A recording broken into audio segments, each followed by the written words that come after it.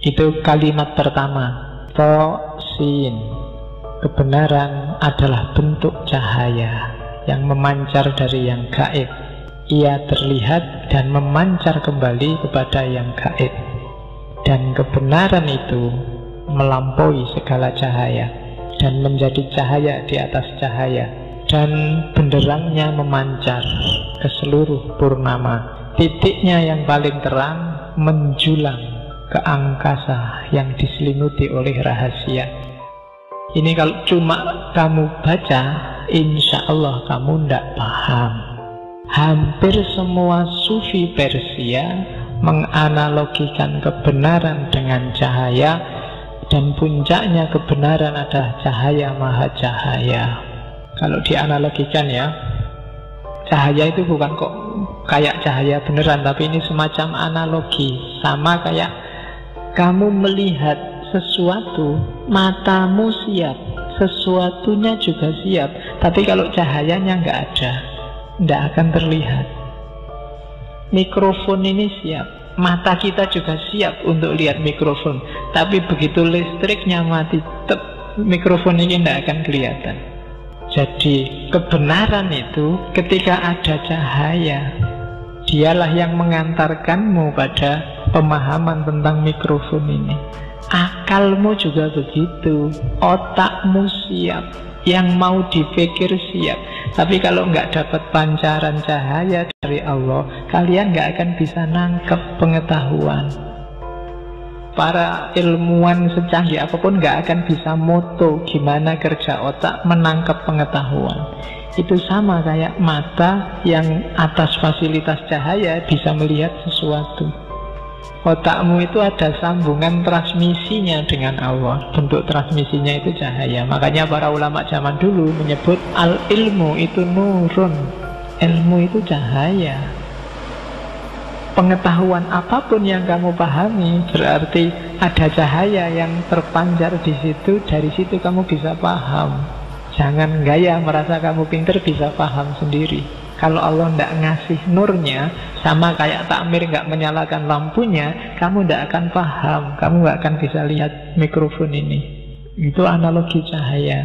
Maka semakin kamu dekat sama Allah, semakin kamu makrifat. Kenapa? Cahayanya semakin terang. Kenapa? Allah lah sumber cahaya itu.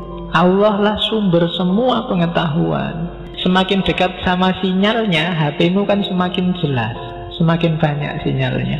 Semakin kamu dekat sama lampunya kan semakin terang, semakin jauh, semakin gelap. Kebenaran adalah cahaya, kebalikannya berarti apa? Yang gelap, yang jelek, yang jahat, itu berarti ketika cahaya nggak menjangkau ke situ.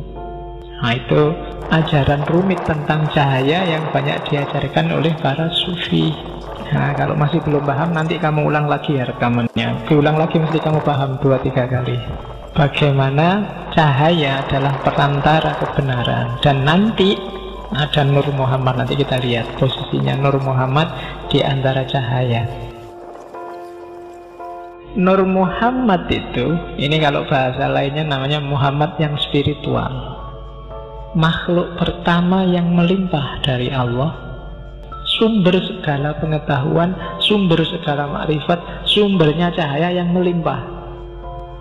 Dalam diri setiap makhluk ada kandungan nurnya masing-masing. Semakin dia jauh dari pusatnya cahaya, ya semakin redup sinarnya. Cahaya ini diwarisi para nabi, dibawa para wali, para ulama. Dalam dirimu juga ada, cuma intensitasnya mungkin tidak besar. Ya besarkan sendiri. Dengan cara apa? Mendekati cahaya. Bahkan kalau kamu bisa bersatu dengan Nur Muhammad, disitulah kamu mengalami hulul. Karena tidak mungkin kamu mencapai Nur Muhammad kalau masih terkungkung oleh nasut, sifat kemanusiaan. Cahaya yang tadi Allah bilang wa nafakha fihi min ruhi dalam dirimu, wujudnya apa? Nur Muhammad. Yang inilah nanti ketika dia hidup, dia kompatibel sama Allah sehingga Allah bisa masuk. Para nabi nurnya pasti besar, diwaris-wariskan terus dari para nabi terakhir Nabi Muhammad. Nah, Nur Muhammad ini sifatnya sangat spiritual. Oleh karena itu, katanya Ibnu Arabi, manifestasi dari Nur Muhammad sebenarnya yang lebih sempurna ada pada Nabi Isa. Jadi Nabi Isa itu cara hidupnya kan sufi 100%. Mulai gaya hidup, ajaran, sampai macam-macam pernik-pernik hidupnya itu kan sufi. Kok bukan Nabi Muhammad? Enggak. Katanya Hajj, Nabi Muhammad itu paling bagus karena dia bisa kombinasi dan bolak-balik antara sisi kemanusiaan, sisi ketuhanan demi umatnya. Jadi semua digarap oleh Nabi Muhammad karena dia menyempurnakan semuanya. Ngopeni umatnya kadang-kadang harus ngurusi politik, jadi dimaksimalkan semuanya. Tapi khusus untuk yang manifestasi Nur Muhammad yang 100%, katanya Hajj itu Nabi Isa. Ya enggak enaknya yang ini ya dunianya dunia batin semua. Tapi kalau Isa ini batinnya saja, maka idolanya Al-Hallaj itu Nabi Isa untuk urusan Nur Muhammad. Nah ini termasuk yang kamu ulang di rekaman.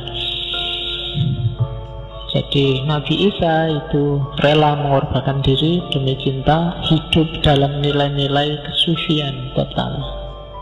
Kalau hidupmu ingin mencapai hulul tadi, mencapai puncak pengalaman ketuhanan, jangkaulah Nur Muhammad. Ilmu itu cahaya, hidupmu itu dituntun oleh cahaya. Cahaya itu nanti puncaknya ya Nur Muhammad. Kayak gini loh, kalau kamu ikuti kebenaran, kamu akan selangkah lebih dekat dengan Nur Muhammad. Dekat dengan Nur Muhammad berarti semakin dekat sama Allah karena dia limpahan pertama dari Allah. Ilmumu tambah lagi, kamu semakin dekat lagi. Ilmumu tambah lagi, semakin dekat lagi. Di puncak keilmuan, itu yang namanya ma'rifat, kamu akan bersatu dengan Nur Muhammad. Itulah nanti Allah akan hulul, akan halah, akan menempat dalam dirimu. Nah itu maunya Al-Hallaj. Untuk jadi orang baik, syaratnya ilmunya harus tambah, cahayamu akan semakin banyak. Makanya Allah bilang derajatmu akan semakin tinggi karena nurmu semakin banyak. Tidak usah milih-milih, kalau ilmu perbanyak aja dan nyari ilmu yang bikin kamu semakin dekat sama Allah. Jangan nyari ilmu yang bikin kamu menjauh dari Allah. Sekarang kan banyak pengetahuan yang sebenarnya itu tidak penting, kamu tidak harus tahu, tapi kamu maksain tahu sehingga bikin kamu jauh sama Allah. Teknik memikat lawan jenis, terus cara kan kayak gitu banyak itu. Kalau memang kamu merasa tidak penting, tidak bikin aku tambah dekat sama Allah, mending sudahlah, nggak usah capek-capek baca yang lain. Begitu ada sesuatu yang tidak bikin kamu dekat, berarti kan lawannya bikin kamu semakin jauh. Semakin kamu jauh, semakin kamu gelap, karena semakin menjauh dari cahaya. Semakin kamu gelap, semakin kamu nggak ngerti di depanmu ini mikrofon atau laptop. Yang salah kamu anggap benar, bisa benar kamu anggap salah. Itu nanti arahnya ke takholak bi ahlakillah, arahnya ke moral. Jadi itu teori Nur Muhammad.